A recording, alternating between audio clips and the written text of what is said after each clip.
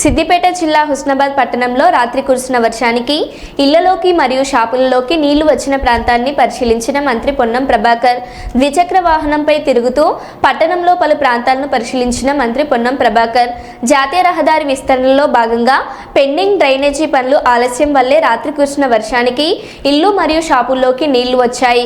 స్థానిక నాయకులు అధికారులతో కలిసి సమస్యాత్మక ప్రాంతాలు మల్లచెట్టు చౌరస్తా, అనబేరి చౌరస్తా, అంబేద్కర్ చౌరస్తా, సిద్దిపేట రోడ్, పోతారం రోడ్డు వద్ద నాలాలను మరియు కల్వర్ట్లను పరిశీలించారు.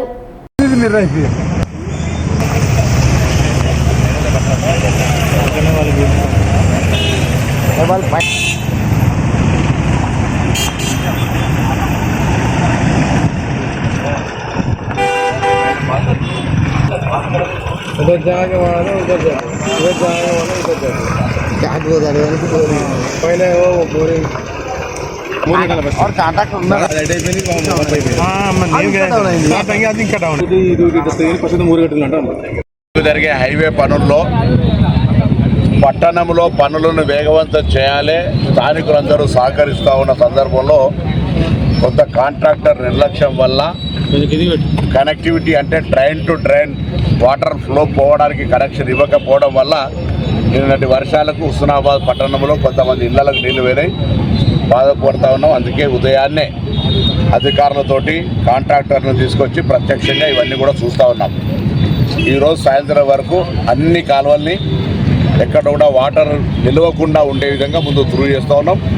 ఎక్కడెక్కడ పర్మనెంట్ స్ట్రక్చర్ చేయాల్సి ఉందో అవన్నీ కూడా చేస్తూ చిన్నగా భూములకు సంబంధించిన వాళ్ళతో కూడా కోఆర్డినేషన్ చేసుకొని టౌన్లో ఎవరి ఇంట్లకు దుకాణాలకు నిలవకుండా ఉండే విధంగా చర్యలు తీసుకునే ప్రయత్నం చేస్తూ ఉన్నాం. ప్రజలు కూడా సహకరించాలని కోరుతా ఉన్నాం. నేను మున్సిపల్ సిబ్బందిని ఆదేశించిన ప్రతి కల్వర్ట్ దగ్గర ఇద్దరు మనుషులు, అదేవిధంగా రెవెన్యూ తరఫున ప్లస్ మా స్థానిక నాయకత్వం కూడా ఉండి వర్షం పడుతుందంటే వెంటనే అక్కడికి వచ్చి నీళ్లు నిలవకుండా ఉండే విధంగా వెంటనే అక్కడ జరిగేటువంటి జమ అయ్యే చెత్తను తీసేస్తూ నీళ్ళ నిల్వ లేకుండా ఉండే విధంగా పట్టణ ప్రజలకు ఎటువంటి ఇబ్బంది రాకుండా ఉండే చర్యలు తీసుకుంటాం. ఇదే సందర్భంలో బస్వాపూర్కు సంబంధించి కూడా అటు మొత్తం కనెక్టివిటీ లేదు, అక్కడ కూడా పనులు శురువైనాయి. దాంతోపాటుగా ఈ పందిళ్ళ బ్రిడ్జ్ను కూడా వేగవంతంగా పూర్తి చేయండి, లేకపోతే వర్షాలు వచ్చి వరద వస్తే కనెక్టివిటీ బంద్ అవుతుంది హుస్నాబాద్కు. దాన్ని కూడా చేయమని చెప్పినాం. అది కూడా పనులు శురువైనాయి, మీరు పర్యవేక్షించవచ్చు. సో బస్వాపూర్ సమస్య కావచ్చు, పందిళ్ళ సమస్య కావచ్చు, హుస్నాబాద్ పట్టణానికి పోతారానికి సంబంధించిన సమస్య కావచ్చు, వీటన్నిటినీ వేగవంతం చేసే విధంగా ప్రతిరోజు పర్యవేక్షిస్తూ నేనే స్వయంగా అధికారులు ఆర్టీఓ గారిని, ఏసీపీ గారిని, మున్సిపల్ కమిషనర్ గారిని, జిల్లా కలెక్టర్ గారిని కూడా కోరినాం.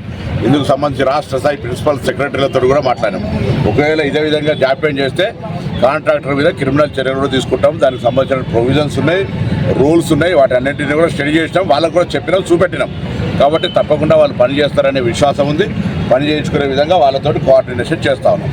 ఇందుకు సంబంధించి ఎటువంటి ఇబ్బంది రాకుండా కొంత లోతట్టులో ఉన్నటువంటి ప్లాట్ ఓనర్లకు కూడా కోరుతా ఉన్నా, అక్కడ కొంత మీరు బొరంగిరం పోసుకొని నీళ్లు నిలవకుండా ఉండే విధంగా చేయాల్సిందిగా నేను ఇంతకుముందే మున్సిపాలిటీ నుంచి కూడా నోటీసులు ఇచ్చినాం.